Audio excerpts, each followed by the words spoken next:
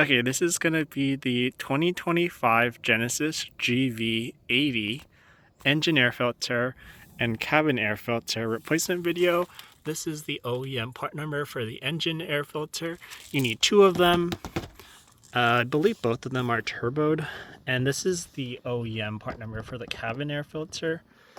I'm going to actually replace it with an OEM, or sorry, a third-party cabin air filter today. But I'll do that after I do the engine air filters. Alright, so this is the engine bay. I have a 3.5 liter GV80, but this is where they live, the engine air filters. As you can see right here, this is a torx screw. It is actually a T25. So as you can see, that goes there, right? Okay, so you have two T25 screws. There's one right here. So loosen that up. And then there's one also here. Alright, so take those off. Actually, there's another one right here, as you can see. So you're going to have to remove this part. So these X's are just where they clip in. Okay, so as you can see, it's this screw right here. Okay, once you take off these three screws, right, you're going to, there's like a hinge right here. So I think what you have to do is just pull up from this way, and then I guess it just pops out. And that's your first engine air filter. That's going to be your second on the left. But yeah. Okay, as you can see, this is the engine air filter from factory. It has this Hyundai or Mahle logo on the front.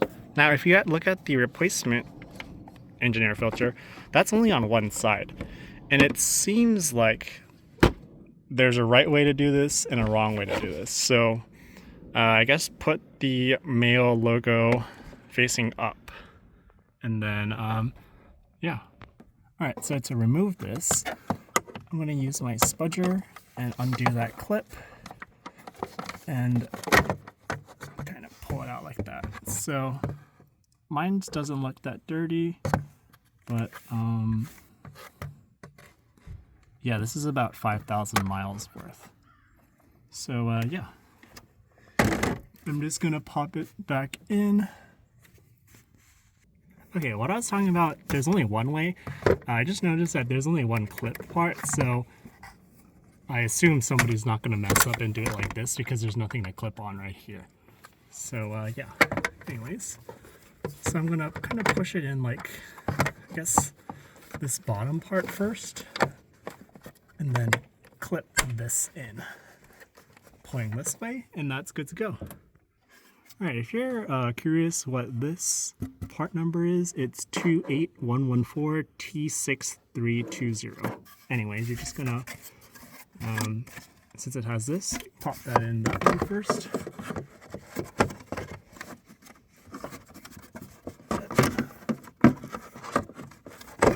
Okay, and then make sure it's in there, and then just screw these down. Alright, I'm not going to record this passenger side one, but here are the screws. 1, 2, and 3. And these are T25 or torx 25. Alright, so I'm just gonna pop this open and do the same thing on this one. So clip that and pull this out. So this is 50-20 miles. It looks pretty good. Make sure the Mahle symbol and the clip thing is up. Alright, so the passenger side is 28114 T6C79. It's like a 180 degree difference, so they're not the same.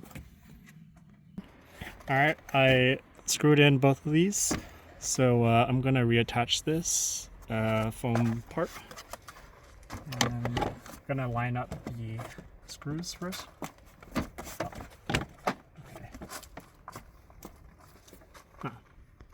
Alright, so I typically line up this screw first, And then, it's kind of tough, but there's one here,